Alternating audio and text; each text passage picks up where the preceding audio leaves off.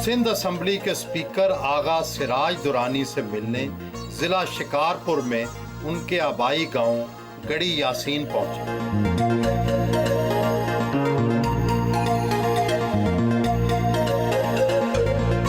वसीओ Areej drawing room में इस्तकबाल किया।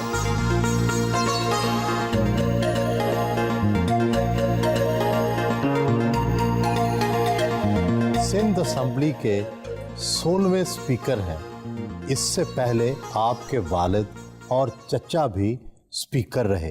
क्या ये ओहदा खानदान को कुछ ज्यादा ही भा गया है? एनवायरनमेंट के हिसाब से ये ओहदा मैंने एक्सेप्ट किया। खानदानी ट्रेडिशंस मैंने क्रिएट की कि I am the third speaker in the family. I try to copy my father because उनको मैंने ज़्यादा देखा था असेंबली में, एंड मैं कोशिश करता हूँ कि अब उनकी जो परफॉर्मेंस थी वैसे तो मेरी नहीं हो सकती, और नीदर उस ज़माने के लोग इस वक्त असेंबली में हैं, लेकिन what ever the environment is I try to play my part. Saint Patrick school Karachi से मैट्रिक किया। आसिफ जरदारी से दोस्ती कब और कैसे हुई? जरदारी साहब से मेरी मुलाकात हुई थी 1968 में, जब वो पिटारो में होते थे। Used to study in Petaro, common friends के घर पे। उसके बाद फिर हमारी दोस्ती बहुत क्लोज हो गई। वो यहाँ भी आते थे, मेरे गांव भी आते थे, हम शिकार भी करते थे। तकरीबन साथ रहे हैं ऑलमोस्ट आप ये समझ लें 45 ईयर्स। कानून की डिग्री तो ले ली, क्या अमली वकालत भी की? इरादा था, क्योंकि मैं चला गया अमेरिका, तो वहाँ पे मैंने बिजनेस एडमिनिस्ट्रेशन में यूनिवर्सिटी ऑफ टेक्सास में मैंने एडमिशन ली थी। उसकी वजह से मेरा जो लॉ पॉइंट था वो डिस्टर्ब हुआ, because I wanted to do bar from England. वो नहीं हुआ। LLB तो था मैं, लेकिन प्रैक्टिस मैंने नहीं की जो मुझे करनी चाहिए थी। पहले सूबाई वजीर बल्दियात, अब स्पीकर सिंध असम्बली बन गए। क्या ये सब कुछ आसिफ जरदारी की वजह से मिला? जरदारी साहब के साथ मेरी एक पर्सनल रिलेशनशिप ज़रूर है, लेकिन ये सारी मेहरबानियाँ शहीद मोहतरमा बेनज़ीर भुट्टो साहबा की थी, क्योंकि उन्होंने मुझे सिलेक्ट किया था। उन्होंने मुझे अमेरिका से यहाँ बुलाया था। पॉलिटिक्स उन्होंने ही मुझे सिखाई थी। हमेशा मोहतरमा क्रेडिबिलिटी देखती थी अपने मेंबर्स की, उसके हिसाब से उनको फॉरवर्ड करती थी डिफरेंट फील्ड में। आपकी शख्सियत बहुत बारोब है। क्या वाकई आप बहुत गुस्से वाले हैं? कुछ लोग परसेप्शन बनाते हैं कि किसी को डैमेज करने के लिए, otherwise I am a very friendly human being. लोग तो आपको वाकई गुस्से वाला समझते होंगे। देखें, अगर आप किसी को इंस्टिगेट करेंगे तो नेचुरली वो रिटेलिएट तो करेगा, लेकिन इसका मकसद ये तो नहीं है कि हर इंसान के साथ वो ज्यादती करेगा, ऐसी बात नहीं है। मोहतरमा बेनज़ीर भुट्टो के आखिरी दिनों में आप भी उनकी सिक्योरिटी में शामिल रहे। गलती किस से और कहाँ हुई? मैं सिक्योरिटी ज़रूर उनकी करता था, उनके प्रोग्राम्स भी ऑर्गेनाइज करता था। 2 टीम्स होती थी, एक सिंध में टीम होती थी और एक पंजाब में होती थी। हम जब यहाँ सिंध में आए थे और अंदरूनी सिंध की जब हमने टूर किया था तो उसमें तो मैं साथ था। फिर अचानक यहाँ से प्रोग्राम चेंज हुआ। मोहतरमा गई मुल्तान, उनका प्रोग्राम था मुल्तान से बावलपुर, और उन्होंने 2 दिन वहाँ रहने के बाद वापस आना था। वहाँ जाके क्या हुआ, कैसे प्रोग्राम चेंज हुआ, किसने उनको कन्विंस किया कि जी हम आगे जाएंगे, पिंडी जाएंगे और जलसे में जाएंगे, अभी तक वो मुझे पता नहीं चला है कि कौन, हु इज़ बिहाइंड इट। कढ़ाई वाले कुर्ते, सर पर सिंधी टोपी, कोट में अजरक, हाथों में रंग बिरंगे पत्थर, ये सब कुछ फैशन है या फिर किसी रवायत का हिस्सा? हमारा एक कल्चर है जिसको हमें नहीं भूलना चाहिए, क्योंकि मेरे बड़े मुझे कहते थे कि जिस दिन आपने अपना कल्चर भूल गए, nobody will know who you are। Stones वगैरह तो ये तो आदमी शौक से कभी पहन लेता है। This is the oldest stone which I had for 10 साल हो गए मैं इसको पहना हुआ। कौन सा पत्थर है? दिस इज एमरल्ड, और ये बहुत रेयर होता है लाइट कलर में।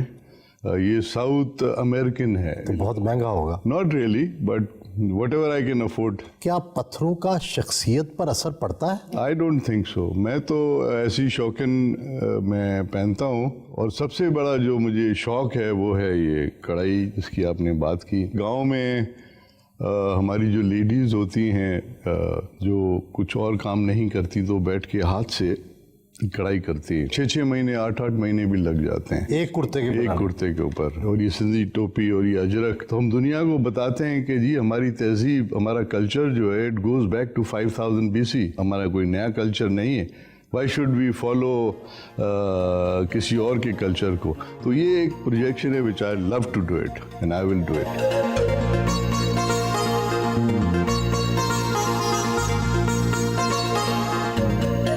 गांव में हों तो घर के इहाते में खुली कचहरी लगाते हैं। Generally every day I meet people here and उनके जो छोटे छोटे ग्रीवेंसेस होते हैं I try to get them resolve. आज कुछ ज़कात के चेक्स हमने देने थे कुछ डिजर्विंग लोगों को।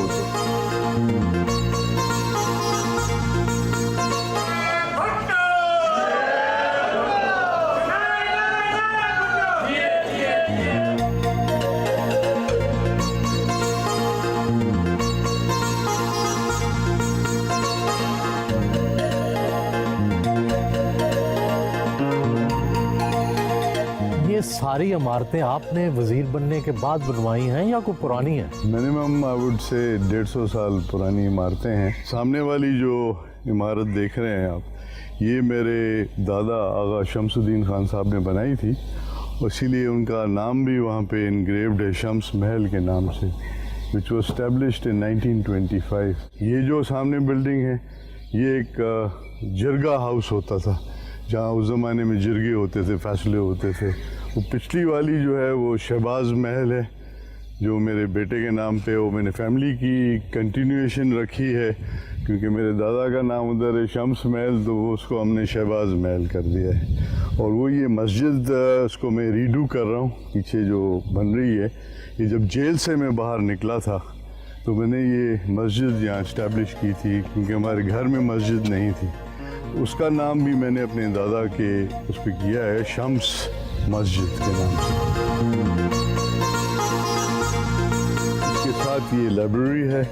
हमारे जो ताया आगा बदरुद्दीन खान साहब थे, उन्होंने अपनी पर्सनल कलेक्शन बुक्स की यहाँ रखी है। इस्टेब्लिश हुई थी 1942 में। डिपार्टमेंट्स के हिसाब से इसमें किताबें रखी हुई हैं, कोई 12,000 के करीब किताबें टोटल इस लाइब्रेरी में। ये सारी आगा बदरुद्दीन दुरानी साहब की पर्सनल कलेक्शन है और ये उनकी पर्सनल कलेक्शन है तस्वीरों की। ये सारे वो राइटर्स, थिंकर्स, सूफीज, तो ये इतने इन्वॉल्व थे कि उन्होंने पर्सनली यहाँ के मूव किया। घर से निकल के ही moved here, he made a bedroom, because वो सोने से पहले कोई ना कोई मुताला करते थे, उसके बाद सोते थे। और शहीद मोहतरमा बेनज़ीर भुट्टो साहिबा की फेवरेट जगह थी ये। वो जब भी मेरे घर आती थी वो 1-2 घंटा यहाँ बैठती थी, डिफरेंट बुक्स निकालती थी, उनका मुताला करती थी और रिकमेंड करती थी कि आप डेली यहाँ बैठा करो और ये मुताला किया करो, 1 घंटा निकालो, इन बुक्स को पढ़ो, उनमें आपको ज़्यादा नॉलेज मिलेगी।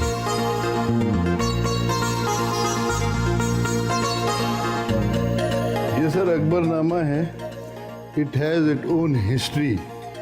दिस इज़ रिटन इन फारसी। ये अकबर साहब ने खुद तो वो नहीं लिखते थे, लेकिन उन्होंने किसी से फारसी में लिखवाया किया है। जी सर। इसकी खुसूसियत ये है कि it is carved in gold. तो इसके 2 वॉल्यूम हैं जो हार्डली आपको कहीं मिलेंगे। These are the last volume which my uncle got. आप यकीन करें मोहतरमा को ये किताब इतनी पसंद थी, हालांकि इट वॉज इन फारसी, लेकिन वो ज़रूर जब भी यहाँ आती थी इस किताब को ज़रूर खुलवाती थी, उनको देखती थी, फिर मुझे कहती थी कि look at the beauty of this page, कि आप जब ओपनिंग करेंगे इस किताब को तो आपको इतनी खूबसूरती में ये सारी आर्ट मिलेगी कि आपका जी चाहेगा कि आप यहीं बैठ जाएं और इसको पढ़ें और देखें इसमें क्या है।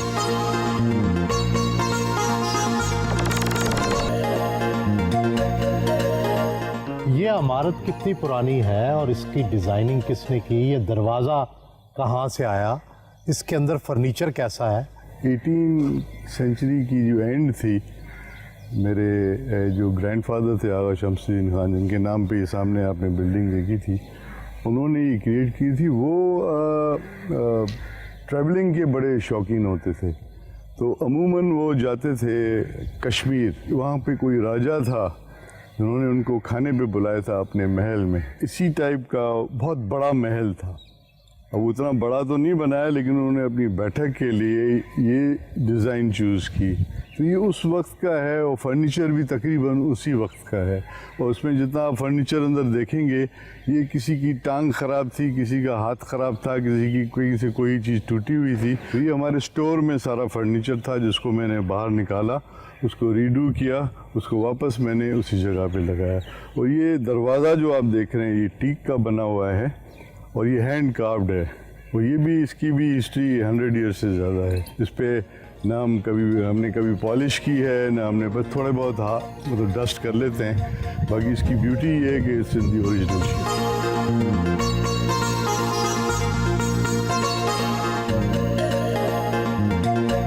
اس کی خوبصورتی یہ ہے کہ اس کی انوائرمنٹ جو ہے وہ بھی پرانی ہے. اس کی ہر چیز پرانی ہے. آپ نیچے ووڈن فلورز ہیں جو زمانے میں شوق سے جو لوگ شوقین ہوتے تھے they try to keep everything intact. آپ کو مصوری کے شاہپاروں کا بھی شوق ہے؟ آرٹ کا بہت شوق ہے. I love مائیکل اینجلوز کی وہ جو بناتے تھے چرچز کی چھتوں کے اوپر اپنا ایک آرٹسٹک وے سے پروجیکٹ کرتے تھے اس وقت کے انوائرمنٹ کی. اس میں مجھے بڑا مزہ آتا ہے اس کو بیٹھ کے واچ کرنے میں. بڑا ڈیفیکلٹ ہوتا ہے اس کو انڈرسٹینڈ کرنا. کیا مائیکل اینجلو کی اوریجنل تصاویر ہیں آپ کے پاس؟ اوریجنل نہیں ہے لیکن میں نے کوشش کی ہے کہ اچھے آرٹسٹ سے میں نے ان کی کاپیز ضرور کروائی ہیں. جب میں ملک سے باہر گیا پڑھنے کے لیے تو وہاں پہ ٹیکسز میں ایک میوزیم آف آرٹ ہے. تو میں اس آرٹ گیلریز میں جا کے بیٹھتا تھا تو ان کو دیکھ کے میں نے یہ کانسیپٹ بنانے کی کوشش کی ہے.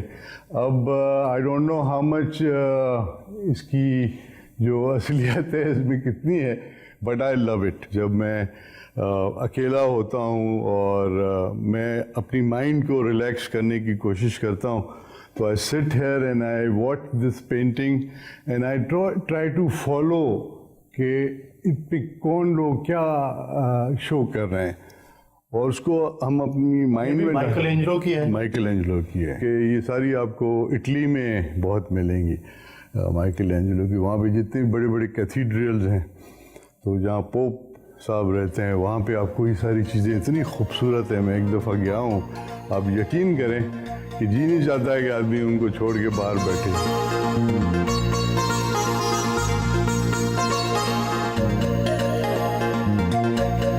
یہ جو آپ شینڈلیئر دیکھ رہے ہیں اس کی کوئی پرانی ہسٹری نہیں ہے لیکن یہاں پہ جو اوریجنل تھا جو باہر لگا ہوا ہے اس کی اتنی پرانی ہسٹری ہے.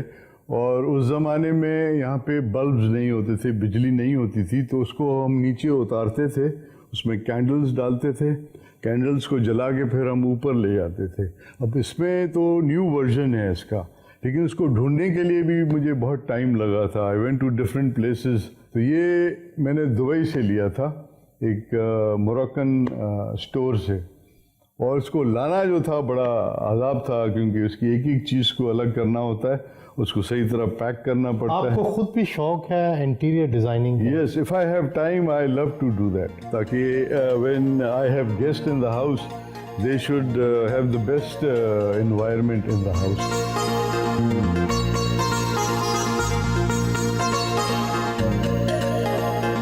یہ بہت ہی پرانی historical, this is all teak.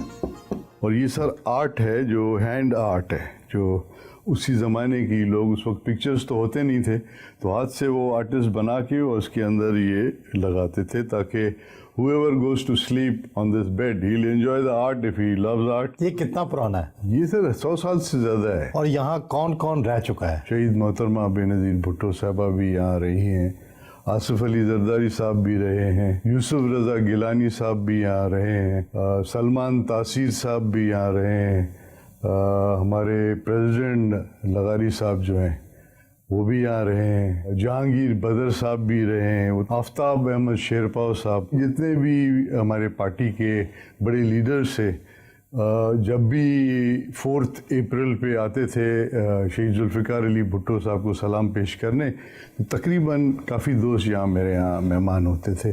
ہمارے زرداری صاحب ہی wanted to enjoy the old house. Yousuf Raza Gilani صاحب وہ مجھے کہتے تھے کہ جی یہاں میں رہتا ہوں تو مجھے اپنی حویلی یاد آتی ہے اپنے گھر کی. تو کانسیپٹ ہے ایک پرانا لک جو ہے تو اس کے لیے یہ آئیڈیل جگہ تھی. اب تو جب بھی آتے ہیں ہمارے مہمان وہ یہیں رہتے ہیں.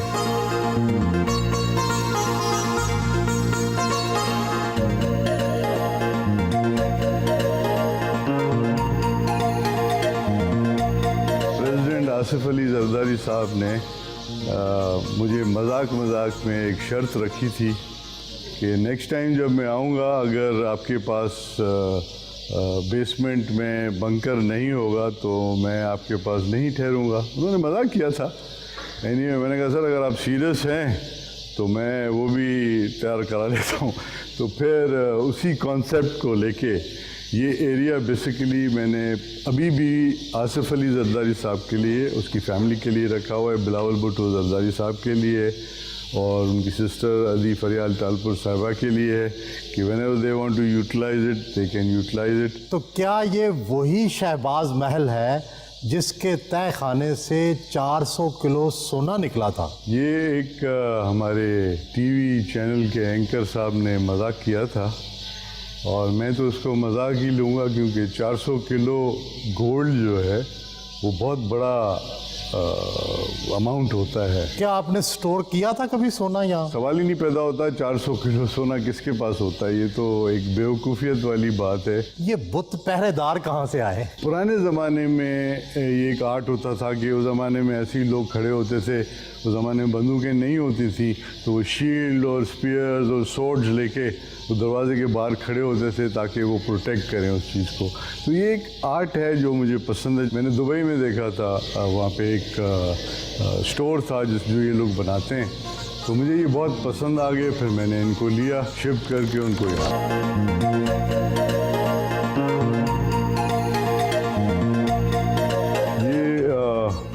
لاؤنج ہے پریزیڈنٹ صاحب کا جو ایریا ہے اس کا. کیونکہ جب وہ ٹریولنگ کرتے ہیں ان کے ساتھ 40-50-100 آدمی ہمیشہ ہوتے ہیں تو ان کو بٹھانے کے لیے یہ لاؤنج بنایا ہے تاکہ یہاں بیٹھ کے وہ آرام سے ریسٹ بھی کریں. اس کے بعد وہ جو بھی سنیکنگ کرنی ہے، چائے پینی ہے، انوائرمنٹ کو بھی انجوائے کریں. اور یہ ان کا لیونگ روم ہے. جو بھی یہاں پہ ان کے مہمان ہوں گے وہ یہاں بیٹھ کے ریلیکس بھی کریں، انجوائے کریں. شیر تو مسلم لیگ نواز کا انتخابی نشان ہے. آپ نے کیوں اتنے سارے شیر رکھے ہوئے ہیں اپنے ڈرائنگ روم میں؟ میرا شوق ہے ہنٹنگ کا. تو کیا آپ نے شیر بھی مارے ہوئے ہیں؟ یہ جو آپ شیر دیکھ رہے ہیں اس کو میں نے ہی مارا تھا. افریقہ میں ان کی ہنٹنگ ہوتی ہے، اس کے لیے پرمٹ لینا پڑتا ہے افریقن گورنمنٹ سے. پلس وہاں پہ لوگ ہیں، ہنٹرز ہیں جو ہنٹنگ کراتے ہیں. اور جب آپ ان کو ہنٹ کرتے ہیں اس کے بعد پھر یہ آپ کو اسٹف کر کے بھی دیتے ہیں. وہ بھی پرمیشن لینی پڑتی ہے گورنمنٹ سے. اور پھر جب ہم اپنے ملک میں منگاتے ہیں اسٹف کر کے تو اس کے اوپر ڈیوٹی لگتی ہے کسٹمز کی. کتنے شیر مار چکے ہیں؟ کتنے چیتے مار چکے ہیں؟ ابھی تک تو یہ 2 بڑے شیر ہیں. یہ ایک وہ ہے جو لاسٹ 4 سال پہلے میں نے مارا تھا.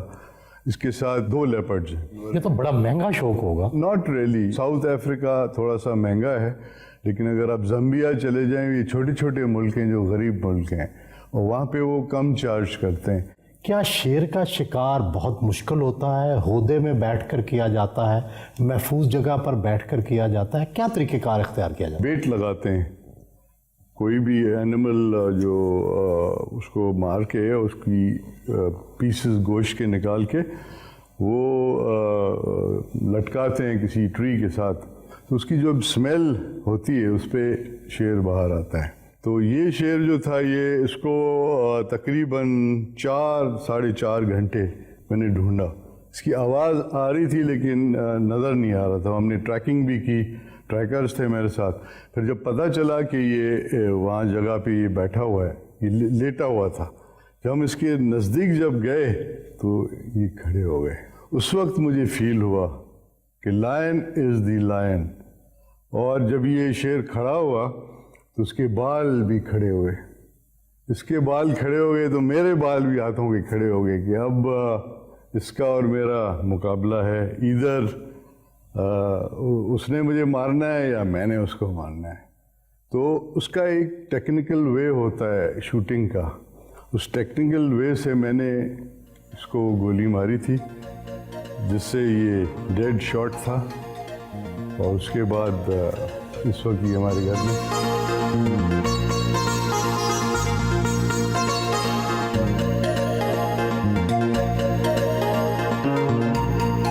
نیل گائے، زیبرا، ہرن، بھینسیں، پتہ نہیں آپ نے کیا کیا شکار کر کے اس کو لٹکا رکھا ہے. یہ شوق کی بات ہے. And this is the African buffalo وچ زیادہ تر یہ پانی میں بھی رہتا ہے، باہر بھی ہوتا ہے، وہ بڑا روتھلیس اینیمل ہے. یہ ایون لائن اس سے ڈرتا ہے، ایلیفنٹ اس سے ڈرتا ہے. باقی ڈفرینٹ جو اینیملز ہیں یہ ایک شوق ہے، ان کو ہم اسمال گیم کہتے ہیں. یہ بگ گیم میں لائن آتا ہے، آپ کا ٹائیگر آتا ہے، ایلیفنٹ آتا ہے، رائنو آتا ہے جس کی وہ سونڈ ہوتی ہے. 2 چیزیں میری رہ گئی ہیں اس میں، ایک رائنو رہ گیا ہے اور ایلیفنٹ رہ گیا ہے.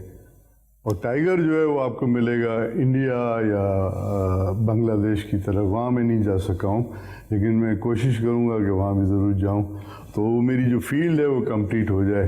کچھ لوگوں کا خیال ہے کہ شکار ظلم ہے اور اس سے بے رحمی پیدا ہوتی ہے. I don't agree on that, کیونکہ جب آپ شکار کرنے جاتے ہیں تو آپ آفیشلی گورنمنٹ سے پرمٹ لیتے ہیں، کسی بھی ملک میں آپ جائیں گے، اور جانور کی ایک سرٹن لائف ہوتی ہے، اسپین ہوتا ہے کچھ سالوں کا، اس کے بعد وہ جانور خود مر جاتا ہے.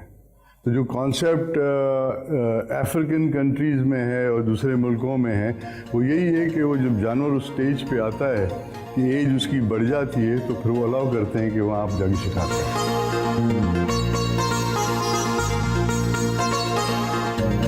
دس از مائی اسٹڈی سارٹ آف، اس کو آفس بھی آپ کہہ سکتے ہیں. But this is a place where you can sit and relax. And here we have these guns. Study کے ساتھ گنز. یہ ایک مطلب کلیکشن ہے، اور جو پرانی گنز ہیں، جو میرے بڑوں کی گنز ہیں جو اپنے زمانے میں شکار کرتے تھے، تو ان کو آج کل ہم یوز نہیں کرتے کیونکہ یہ بہت پرانی اور آج کل آپ کو ملیں گی نہیں. جیسے ہالینڈ اینڈ ہالینڈ ہے، جان ایونز ہے، بریٹا ہے، ڈفرینٹ کمپنیز ہیں، سیور ہے، تو ان کو ابھی میں نے پرزرو کیا ہوا ہے سارے، میجورٹی آف دا گن. کچھ میں جو نئی ہیں میں یوز کرتا ہوں ہنٹنگ پہ، لیکن these are very old and rare gun جو آپ کو بہت مشکل سے ملیں گی. یہ ایک کانسیپٹ ہے، یہ 410 اس کو کہتے ہیں. دس از دا اسمالسٹ بور جس پہ آپ فاختے وغیرہ ڈب ہنٹنگ پہ جا سکتے ہیں. اور یہ کتنی پرانی ہے؟ یہ ہوگی تقریباً آئی وڈ سے 70-80 سال پرانی تو ہے. اس کی قیمت کتنی ہوگی؟ قیمت سر آج کل تو یہ بناتے نہیں ہیں، these are all priceless guns. پھر بھی اندازاً میرا خیال ہے 40-50 لاکھ سے کم نہیں. اور اگر ہالینڈ اینڈ ہالینڈ آپ خریدیں گے، آپ بنوائیں گے تو دیٹ گوز ٹو 1.5 کروڑ روپیہ، 2 کروڑ روپے کی وہ ہالینڈ اینڈ ہالینڈ بھی ہے آپ کے؟ ہالینڈ اینڈ ہالینڈ بھی ہے. دس از ہالینڈ اینڈ ہالینڈ. اور یہ ایک کمپنی ہے جس میں ڈفرینٹ اس کا کانسیپٹ ہے. یہ بھی انگلش کمپنی ہے، اور اس کا وہ نیچے بریک کرنے والا نہیں ہے، اس کا یہ ہم اوپر پل کرتے ہیں، کھولتے ہیں، اور یہاں پہ آپ نے کارٹریجز ڈالے، پھر آپ اس کو یوں بند کریں گے، یوں، اینڈ دین یو فائر. یہ تو جدید ہے نا؟ جی یہ لیٹسٹ ہیں جو میں نے آرڈر پہ بنوائی ہیں. اور ان کے ساتھ یہ تو اس کے ساتھ this is a double barrel rifle. This is not a short gun, لیکن یہ ہے ڈبل بیرل. اس کے ساتھ اسکوپ ہے کیونکہ رائفل کا ہے بور، تو اس میں جاتا ہے. دس از 300 میگنم. اس کی کتنی قیمت ہوگی؟ I would say about 20-25 lakh روپے. 270 ونچسٹر، ہالینڈ اینڈ ہالینڈ ہے. یہ ہالینڈ اینڈ ہالینڈ والے رائفلز بہت کم بناتے ہیں. دس از اے ریئر رائفل. اس کی کتنی قیمت ہوگی؟ وہی جیسے میں نے آپ کو بتایا کہ these are priceless guns. یہ پرانی ہیں ساری. اب جیسے 1 करोड़ से कम में तो कोई आपको अच्छी नेम ब्रांड गन नहीं मिलेगी. I take this as art also. It's an art, way of using your guns, way of keeping your guns. और इनकी जितनी भी क्लीनिंग है, I do it myself. This is camouflaged. इसका रंग उसी तरह जंगल की तरह के बैठ जाएं ताकि जानवर को पता ही नहीं चले. This is a rifle which shot the lion. इससे शेर मारा.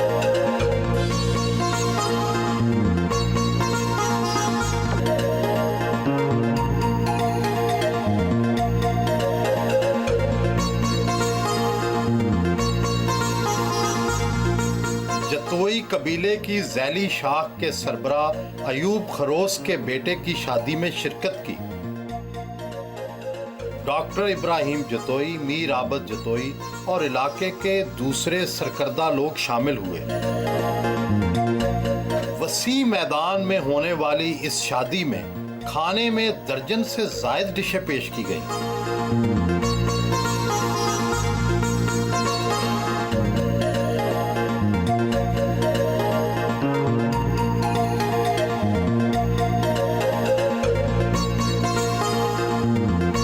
सियासत में सच झूठ तो बोलना पड़ता है.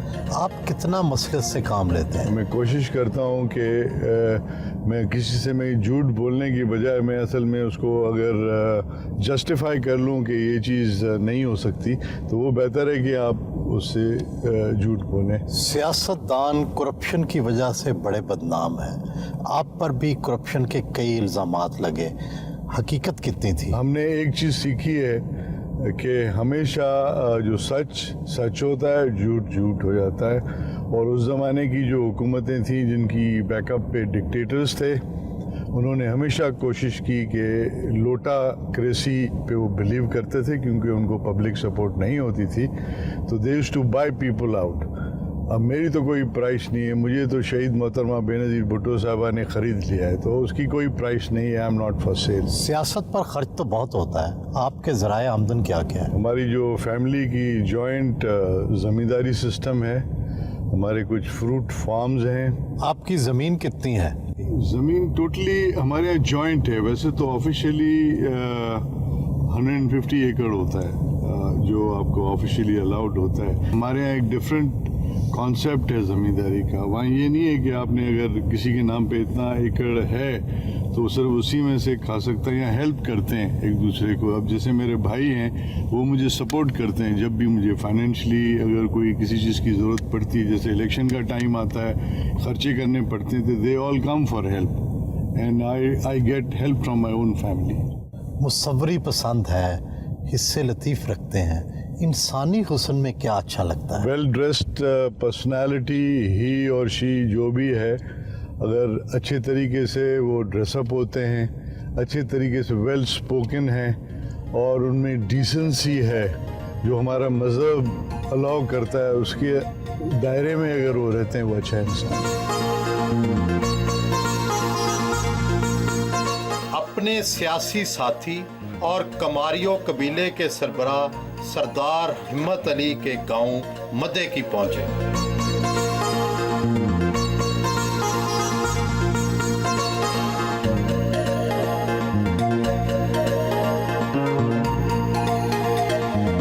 कमारियों कबीले के सदियों पुराने खानदानी अजायबात दिखाए जिनमें कदीम तलवार और मुख्तलिफ पुराने लिबास शामिल थे.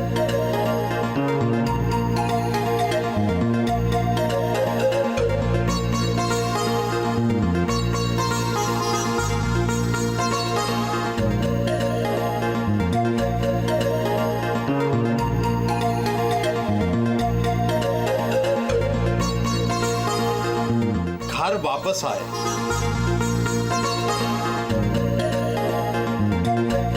खाने का खास एहतमाम किया गया था. कोफ्ते, पुलाव, साग, बटेर और सालम बकरा भी मौजूद था.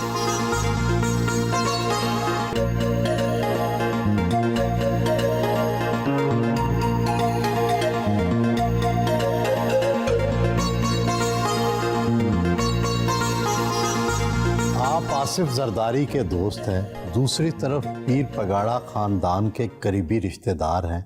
ان دو سیاسی مخالفین کے درمیان توازن کیسے رکھ لیتے ہیں؟ سیاست جو ہے اس میں خاندان کا کوئی چکر نہیں ہوتا. I am follower of Bhutto family and اس میں کوئی دو رائے نہیں ہے کہ میں دوستی یا رشتہ داری یا کسی اور چیز کو میں بیچ میں لاؤں. میں اپنی سیاست کرتا ہوں بھٹو خاندان کی. آپ آصف زرداری اور ذوالفقار مرزا کے 45 سال تک مشترکہ دوست رہے. دونوں کی راہیں جدا ہونے کی اصل وجہ کیا تھی؟ ذوالفقار مرزا کو مس انڈرسٹینڈنگ ہو گئی. وہ کسی ایسے لوگوں کے ہاتھ چڑھ گیا ہے جو اس کو غلط گائیڈ کر رہے ہیں. جس طرح زرداری صاحب نے ان کی عزت کی چھوٹی چھوٹی چیزوں کے لیے اور پرسنل ایمبیشن کے لیے، اگر آپ اس رشتے کو توڑتے ہیں تو یہ ایک بد نصیبی ہے انسان کی کہ اتنا اچھا انسان ہے زرداری صاحب جس نے ہر انسان کی خدمت کی ہے. اس کے بارے میں باتیں کرنا یہ کوئی کسی کی زبان پہ زیب نہیں لاتے. کیا آپ نے ذوالفقار مرزا سے کبھی صلح کے لیے بات چیت کی؟ میں نے بڑی کوشش کی کہ یہ چیزیں آپ جو کر رہے ہو یہ صحیح نہیں ہے، یہ آپ کے لیے بھی صحیح نہیں ہے، آپ کی فیملی کے لیے بھی صحیح نہیں ہے اور ہماری پارٹی کے لیے بھی صحیح نہیں ہے. میں تو یہی کہوں گا اپنی بھابھی سے، ڈاکٹر فہمیدہ مرزا صاحبہ سے، کہ ان کو لے جائیں امریکہ لے جائیں. وہاں پہ بہت انسٹیٹیوٹس ہیں جہاں پہ ٹریٹمنٹس ہوتی ہیں، تو وہاں ٹریٹمنٹ اس کی کرائیں. مشہور ہے کہ 70 کی دہائی میں سلیم اکبر بگٹی اور آصف زرداری کے درمیان ہونے والی لڑائی میں آپ بھی شامل تھے. واقعہ کیا تھا؟ بچانے والا تو اوپر بیٹھا ہے رب جو سب کو بچاتا ہے، لیکن چھوٹی چھوٹی باتوں پہ ان کی جو مس انڈرسٹینڈنگ ہوئی تھی. اب تو مرحوم بگٹی صاحب یہاں نہیں ہیں، لیکن بعد میں انہوں نے ریئلائز کیا تھا کہ جو کچھ بھی انہوں نے کیا وہ غلط کیا تھا، تو زرداری صاحب نے پھر ان کو معاف کر دیا تھا. صوبائی وزیر بلدیات بھی رہے اور اب اسپیکر سندھ اسمبلی ہیں. کس عہدے کے پاس زیادہ اختیارات ہیں اور آپ کس سے زیادہ مطمئن ہوئے؟ پبلک ڈیلنگ جو ہے وہ زیادہ تر منسٹری کے ٹائم میں زیادہ رہتی ہے. ہر ڈسٹرکٹ میں جا کے کھلی کچہریاں کرنا، عام آدمی سے ملنا، ان کے مسئلے حل کرنا. اسپیکرشپ میں یہ ہے کہ you are limited to your assembly only, but naturally آپ عوامی وہ ہیں لیڈر ہیں، تو پھر آپ کو اپنے ایریا میں بھی جانا پڑتا ہے اور آپ کے ایریا کے جو لوگ آپ کے پاس آتے ہیں ان کی خدمت کرنی پڑتی ہے، ان کے مسئلے حل کرنے پڑتے ہیں. بٹ اتھارٹی جو ہے executive authority is with the minister has more than what speaker has. تو آپ مطمئن ہیں پھر؟ I am happy with my post, کیونکہ اسپیکر جو لا میکنگ کرتا ہے اور ہسٹری ہے ہمارے سندھ اسمبلی کی، یہ وہ اسمبلی ہے جس نے پاکستان بنایا تھا. آپ سوچیں جب ریزولیشن پاس ہوا تھا پاکستان کے لیے تو اس زمانے کے جتنے بھی رولرز تھے وہ جھک گئے تھے اس ریزولیشن پہ کہ ان کی یہ ڈیمانڈ ہے کہ آپ پاکستان بنائیں. قائد اعظم محمد علی جناح صاحب نے اوتھ لی تھی سندھ اسمبلی میں. First prime minister of Pakistan Liaquat Ali Khan, انہوں نے بھی وہاں پہ پریزائڈ کیا تھا اسمبلی میں. کہا جاتا ہے کہ اسپیکرشپ کانٹوں کا ہار ہوتی ہے. آپ دونوں بیویوں یعنی حکومت اور اپوزیشن کو اکٹھے کیسے چلاتے ہیں؟ Speaker is suppose to be a neutral person, اور میں کوشش کرتا ہوں کہ اپوزیشن اور گورنمنٹ سائڈ کو دونوں کو ساتھ لے کے چلوں. میجورٹی آف ٹائم جو ہے میں اپوزیشن کو دیتا ہوں، کیونکہ ان کی میجورٹی نہیں ہے تو they deserve to have more time than the government side. Speakership کے بعد اگلا سیاسی زینہ وزارت اعلیٰ ہوتی ہے. پارٹی نے موقع دیا تو کیا تبدیلی لے کر آئیں گے؟ جو بھی رول آج تک مجھے پارٹی نے سونپا ہے میری کوشش رہی ہے کہ میں وہ ڈیلیور کروں. اگر وہ موقع بھی ملے گا تو انشاءاللہ I'll make sure it happens. I should deliver whatever I can. جوانی میں ماڈلنگ کرتے رہے، کراٹے کے بلیک بیلٹ رہے، کیا شعر و شاعری اور موسیقی سے بھی دلچسپی ہے؟ اسپورٹس مین میں ہمیشہ رہا ہوں. شعر و شاعری سے اتنی خاص دلچسپی نہیں رہی. میوزک سے یس، کالج کے زمانے میں، اسکول کے زمانے میں جس ٹائپ کی میوزک ہوتی تھی اس سے دلچسپی رہتی تھی. میرے والد صاحب کو مہدی حسن کی غزلیں سننے کا شوق ہوتا تھا تو وہ محفل کراتے تھے. نصرت فتح علی صاحب جو ہے ان کے فیوریٹ وہ ہوتے تھے. یہاں ہمارے گاؤں میں وہ آ چکے ہیں نصرت فتح علی صاحب، انہوں نے یہاں قوالی کی ہے. ماڈلنگ ایسی چیز ہے جس میں ہم شروع میں یہ سوچتے تھے کہ شاید یہ کوئی کم کردار کے لوگ ہوتے ہیں جو ماڈلنگ کرتے ہیں اور جو ایکٹر بنتے ہیں. اس زمانے میں آپ کے ٹی وی چینلز بھی نہیں ہوتے تھے اور سنیما ہاؤسز میں وہ کمرشلز بنتی تھیں اور سنیما ہاؤسز میں وہ چلاتے تھے. تو وہ ہمارے کچھ دوست تھے جنہوں نے ایڈورٹائزمنٹ میں حصہ لیا اور مجھے ساتھ لے کے گئے تو I played some roles there also.